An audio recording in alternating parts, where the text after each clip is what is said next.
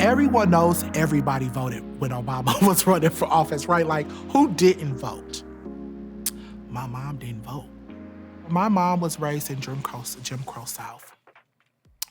My father was too. My dad picked cotton, and my mom learned maid skills from being with my grandma. My mom was pregnant and they were homeless.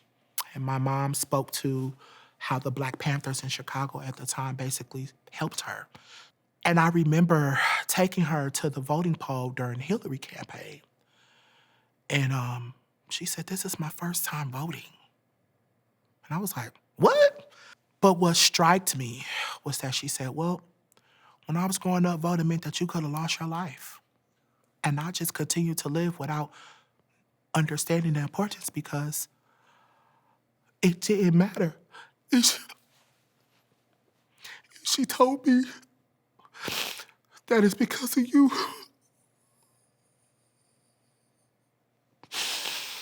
that I have hope.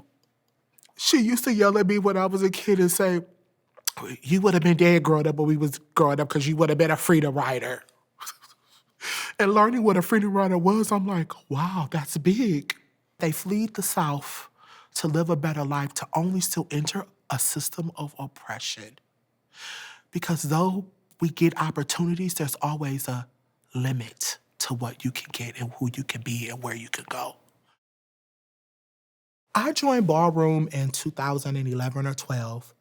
And at that time, I was working for Monroe Inc. Monroe Inc. Was a ballroom house, is a ballroom house. They sought to want to do more in the community. And so they had brought House of Monroe here. Tiana started Vogue Nights back in the day, and I was like the program assistant at the time for Monroe Inc. And so I learned from her. And then legendary Chad Alamikli, which he had House of Demira at the time. I learned from all of them. Eventually, over the years, ballroom had died down because people just, different places in their life. But I brought it back because my father, who is the founding icon, Stefan Mark Jacobs, actually motivated me to kind of spark it back. And I had been influenced by House of Infinity. They have done amazing work in our state. I don't even know where we would begin for Black gay men if it wasn't for House of Infinity, right? But what made Ms. Rahi different is the network of expansion that allowed me to do this work. When I decided to really step out on my own, I would have lunch with people like Dr. Gary Hollander to learn the history of what happened before me so I didn't repeat those same mishaps. Getting the blessing of Mother Vincent, of hearing one of my grandparents, chosen grandparents, tell me, like, "Thank you for being a part of this legacy, and you continue to carry that torch."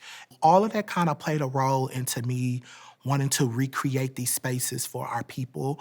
And we got a huge response.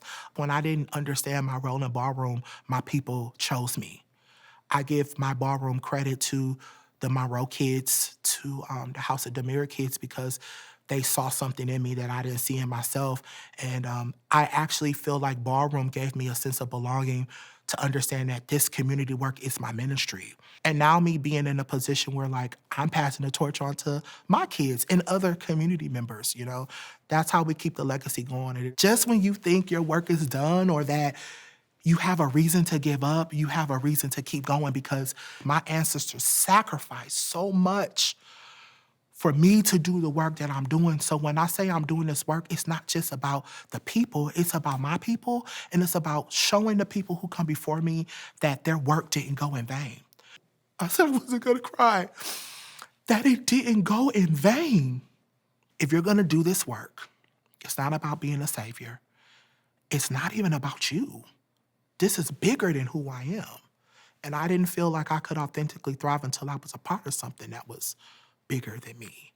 I just get the opportunity to create the spaces so people can see people who look like themselves and that people can feel inspired to be more in this world.